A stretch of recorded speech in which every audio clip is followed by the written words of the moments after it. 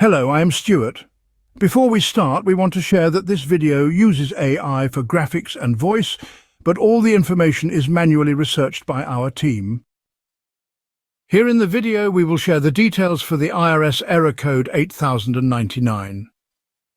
As per our research, the error comes when users try to sign in to the IRS portal.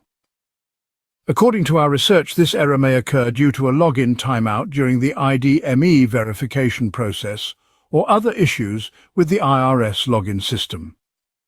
First, restart your device and try logging in again. The error may have occurred due to a session timeout. If the error persists, try logging in under your browser's incognito mode and check if this helps.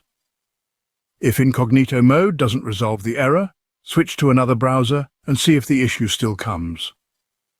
If nothing helps, wait a few hours and try again. If the error is due to a server-side issue, it should resolve on its own.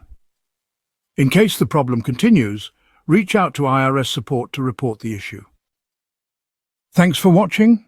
If this video helped, don't forget to like, share and subscribe. Have any questions or issues? Drop them in the comments below. See you in the next one.